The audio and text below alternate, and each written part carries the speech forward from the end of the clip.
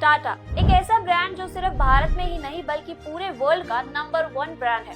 फिर चाहे देश का नमक टाटा नमक हो या देश की जड़ें मजबूत करने वाला टाटा सीमेंट। टाटा का मतलब ही है भरोसा, जिसको कमाने के लिए सिर्फ एक आदमी ने नहीं बल्कि रतन टाटा के परिवार की कई पीढ़ियों ने मेहनत की है। कैसे?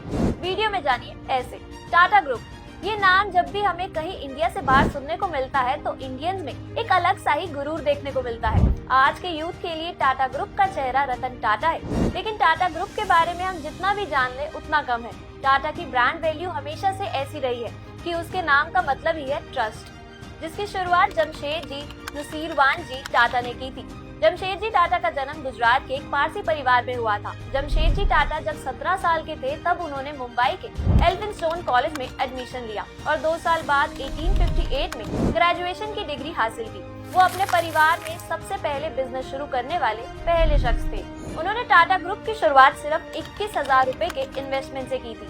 तब वो सिर्फ 29 इयर्स के थे। हालांकि उस टाइम ये रकम काफी ज्यादा थी, लेकिन इसके बाद जल्द ही वो इंग्लैंड चले गए और कपड़े का बिजनेस सीखकर वापस आ गए। वापस आते ही 1869 में उन्होंने इंडिया में कपड़ों का व्यापार शुरू कर दिया। उन्होंने उस टाइम मुंबई में एक बैंकरप्ट हो चुकी तेल के मिल को खरीदा और वहाँ अपना काम शुरू कर दिया। इसके बाद उन्होंने उसे बेच दिया। जमशेदजी टाटा ने 1873 में एक शिपिंग कंपनी भी शुरू करी। साथ ही जापान के एक कंपनी के साथ उन्होंने टाटा लाइन नाम की कंपनी भी शुरू करी, पर ये कारोबार लंबे टाइम तक चल नहीं सका। टाटा ग्रुप ने ही देश में पहली बड़ी स्टील कंपनी, पहला लग्जरी होटल, पहली देसी कंज्यूमर गुड्स कंपनी शुरू की थी। टाटा ग्रुप के फाउंडर जमशेदजी टाटा ने इन सभी बिजनेस के साथ साथ इंडिया में स्टील और पावर इंडस्ट्री को बढ़ावा भी दिया था। टेक्निकल एजुकेशन की भी शुरुआत की थी और साथ ही देश को इंडस्ट्री की फील्ड में आने के लिए मदद की थी। हालांकि जमशेदजी बचपन में पढ़ाई में काफी तेज थे, इसलिए बचपन से ही उनका दिमाग टेक्निकल चीजों में दौड़ता आया है। इतनी स्किल्स होने के बावजूद भी वो अपने घर में सादा जीवन ही जीते थे। जमशेदजी के अंदर लोहे और स्टील का थॉट तब आया जब उन्होंने अपनी कपड़े के मिल के लिए मशीनरी की जांच के लिए वो मैनचेस्टर गए थे।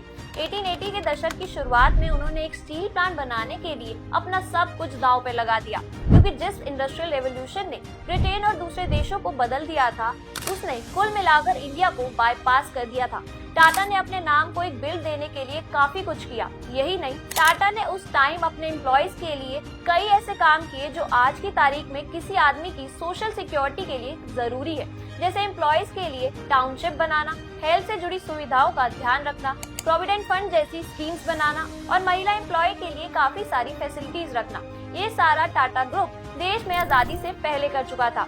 वही टाटा ग्रुप की दिशा के साथ साथ देश की दशा बदलने में जिसका हाथ है वो है JRD टाटा। टाटा ग्रुप में उनका कार्यकाल कई बदलावों का गवाह रहा। साथ ही उन्होंने नए आजाद हुए भारत के लिए काफी कुछ बदला। JRD टाटा इंडिया के पहले कमर्शियल पायलट बने।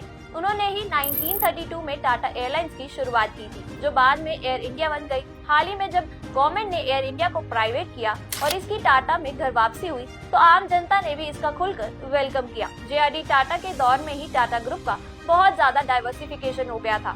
Tata Motors, Tata consultancy services, Tata consumer products, Tata salt, Titan और लैक्मे जैसी कंपनीज की शुरुआत उनके दौर में हुई थी। उनको उस दौर में रतन टाटा का भरपूर साथ मिला, जिन्होंने उनकी लेगेसी को आगे बढ़ाया। रतन टाटा ने लगभग 20 साल तक टाटा ग्रुप की कमान को थामे रखा। अगर देखा जाए, टाटा को मल्टीनेशनल या ग्लोबल कंपनी बनाने का काम उन्होंने ही किया था। 90 के दशक में जब देश में IT बूम आया, तब उन्होंने टाटा कंसल्टेंसी सर्विसेज यानी कि TCS का रंग रूप ही बदल दिया। आज ये दुनिया की दूसरी सबसे वैल्यूएबल IT कंपनी है, जबकि एम्प्लॉयमेंट देने के मामले में इसका नाम दुनिया की टॉप कंपनीज में लिया जाता है। और अगर इनके एम्प्लॉयज की बात करें तो वो 6 लाख से भी ज्यादा है। यही नहीं, ये भारत की भी दूसरी सबसे बड़ी मार्केट वैल्यूएशन वाली कंपनी भी है। टाटा मोटर्स को कमर्शियल व्हीकल कंपनी से पैसेंजर व्हीकल कंपनी में ट्रांसफॉर्म करना, फ्लॉप होने पर दोबारा खड़ा करना, ब्रिटेन की कोरस स्टील, टेटलेटी और बाद में जैगुआर एंड लैंड रोवर जैसे बड़े कार ब्रांड्स को खरीदना उनकी लेगेसी का हिस्सा है।